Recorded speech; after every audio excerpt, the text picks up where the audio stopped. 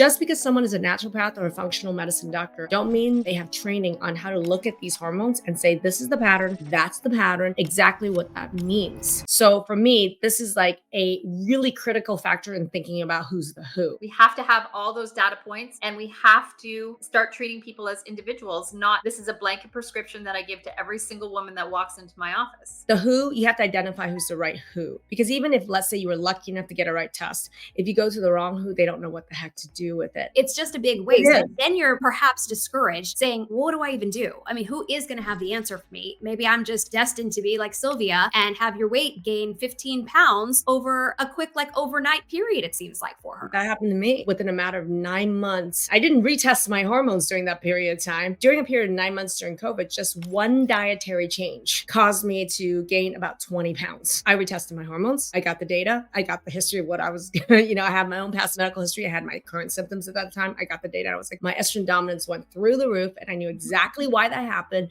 And boom, I made one intervention. That was one supplement and one dietary change. Within 6 months, I was feeling great again. Number one, you got to assess. You got to have the right who. When you assess and you have the right who, question comes in around prescriptions. Somebody would say, well, I'm already taking hormones. I'm good, right? If you're already taking hormones, and Kathy's going to have lots of stories around this because we see this all the time. A lot of people will say, I am getting hormones prescribed by my gynecologist or my naturopath, so I'm good. And then the next question I'm going to have is, where are you at with these symptoms? Because they'll tell you, oh my gosh, my Hashimoto's, my thyroid is really not doing well. I'm having joint pain. My insomnia sucks. My irritability sucks. Or I've put on 20 pounds since I started the hormones. Just because you're taking hormones doesn't mean your hormones are balanced. We have an example of people who come in with hormones prescribed by their gynecologist or naturopath, and they are the most out of balance because not only is it their own hormones that could be in and out of balance, but then you put on this particular case, what we call heifer doses of hormones prescribed by a doctor. So there's Gillian's case, there's Rob's wife. They had so many hormones surging through their veins. The tests that had been done for them were regular standard blood tests, right?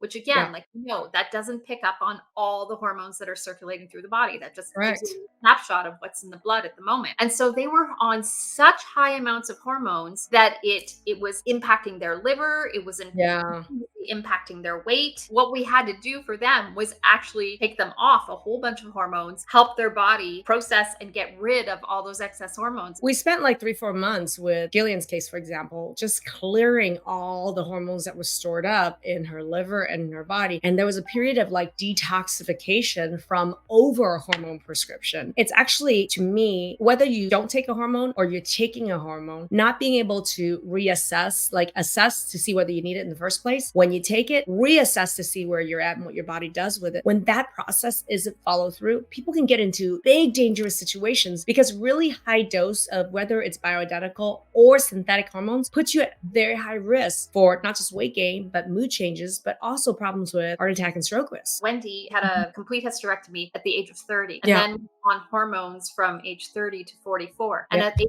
44, she went off her hormones basically cold turkey because she noticed that she was getting a lot of breast lumps, which really freaked her out. And so she went completely off her hormones. Well, she's been living on literally no hormones for 20 years now. Yeah, for the past 15 years or so. When she came to us, it's like not only does she feel completely depleted and irritated, she feels like she's lazy or procrastinating, or there's all these like negative personality things that are actually not personality at all. It's actually your hormone. And when your hormones are that low and you have no support, yes, you're going to not be able to do and be everything that you want to do and be. Wendy's a perfect example of somebody who really needed and could benefit from hormones. But the problem is the way that she wasn't assessed, she was just given hormones and not reassessed. She erroneously thought, and her doctor thought, I can't take hormones, I'm just going to get off it. But what if the prescription of hormones that she got, she wasn't even tested in blood first, she was just prescribed a hormone. What if that was way too much and it caused that too high of that particular hormone she was taking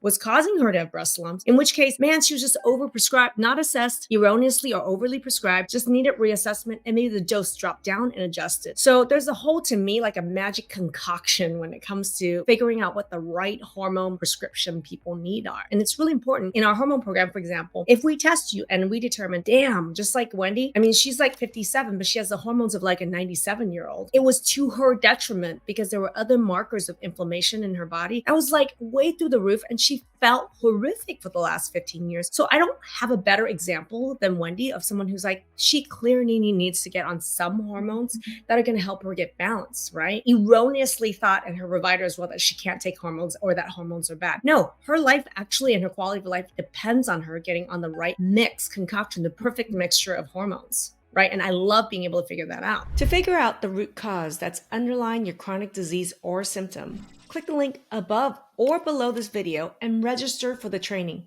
We'll see you there.